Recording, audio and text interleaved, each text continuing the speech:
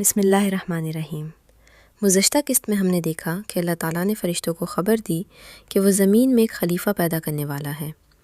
فرشتوں نے ادب کے ساتھ سوال کیا اور اللہ تعالیٰ نے فرمایا، بے شک میں وہ جانتا ہوں جو تم نہیں جانتے۔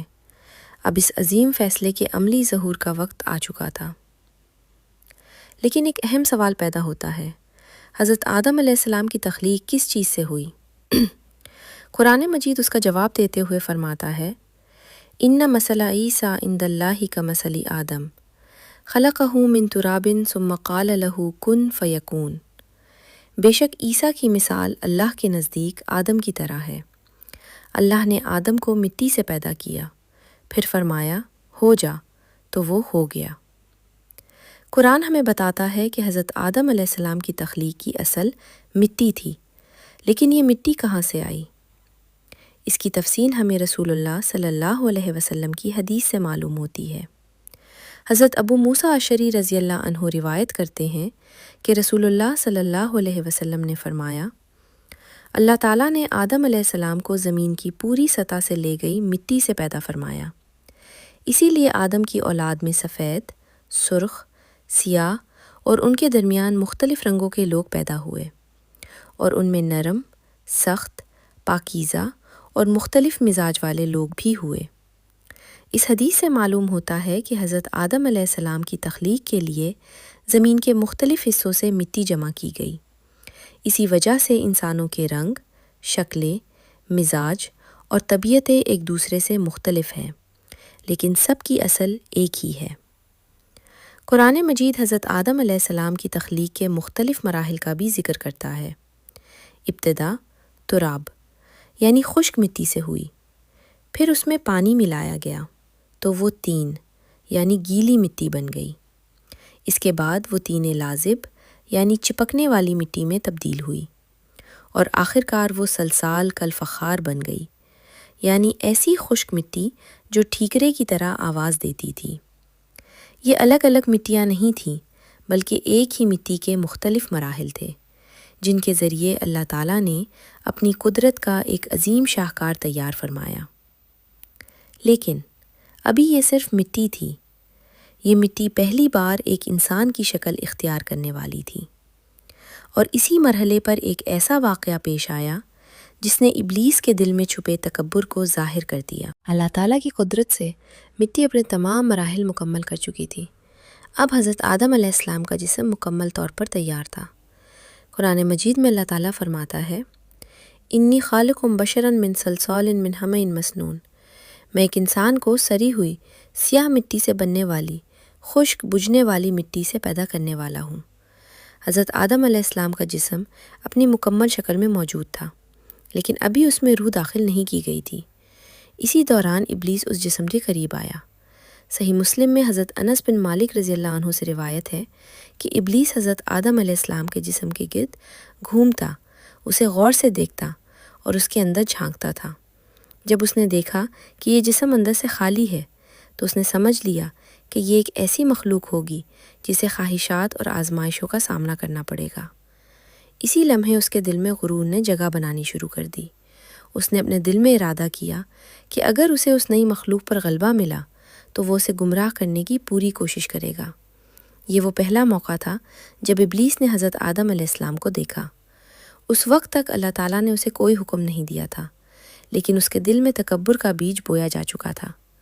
بعد میں یہی تکبر اسے اللہ تعالیٰ کے واضح حکم کی نافرمانی تک لے گیا، اور وہ ہمیشہ کے لیے مردود قرار پایا۔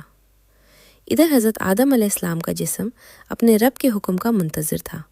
اب تخلیق کا آخری اور سب سے عظیم مرحلہ باقی تھا، وہ لمحہ جب اللہ تعالیٰ اپنی پیدا کی ہوئی روح حضرت آدم علیہ السلام میں داخل فرمائے گا، اور زمین پر پہلی بار ایک انسان زندہ ہوگا۔ اب حضرت آدم علیہ السلام کی تخلیق کا آخری مرحلہ باقی تھا۔ اللہ تعالیٰ نے فرمایا، فَإِذَا سَوَّيْتُهُ وَنَفَخْتُ فِيهِ مِن رُوحِي فَقَعُوا لَهُ سَاجِدِينَ۔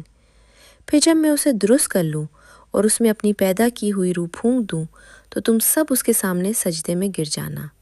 اس آیت میں روحی سے مراد وہ روح ہے جسے اللہ تعالیٰ نے پیدا فرمایا۔ اہل سنت کے علماء کی وضاحت کے مطابق یہ نسبت روح کی عظمت اور شرف کو ظاہر کرنے کے لیے ہے، نہ کہ یہ اللہ تعالیٰ کی ذات کا کوئی حصہ ہے۔ اللہ تعالیٰ کے حصل سے روح حضرت آدم علیہ السلام کے جسم میں داخل ہوئی۔ صحیح مسلم میں حضرت ابو ہریرہ رضی اللہ عنہ سے روایت ہے کہ جب روح حضرت آدم علیہ السلام کے جسم میں داخل ہوئی اور ان کے چہرے تک پہنچی تو انہیں چھینک آئی۔ اللہ تعالیٰ نے انہیں سکھایا کہ وہ کہیں الحمدللہ۔ حضرت آدم علیہ السلام نے عرض کیا الحمدللہ، تو اللہ تعالیٰ نے فرمایا یرحمک ربک، یعنی تمہارا رب تم پر رحم فرمائے۔ یہ انسان کی زبان سے ادا ہونے والا پہلا ذکر تھا۔ روح پورے جسم میں پھیل گئی اور حضرت آدم علیہ السلام اللہ تعالیٰ کے حکم سے مکمل طور پر زندہ ہو گئے۔ اب وہ دیکھ سکتے تھے، سن سکتے تھے اور اپنے رب کے عطا کردہ علم کو حاصل کرنے کی صلاحیت رکھتے تھے۔ فرشتے خاموشی سے اللہ تعالیٰ کی اس عظیم تخلیق کا مشاہدہ کر رہے تھے، لیکن حضرت آدم علیہ السلام کو صرف زندگی عطا کرنا ہی مقصود نہیں تھا۔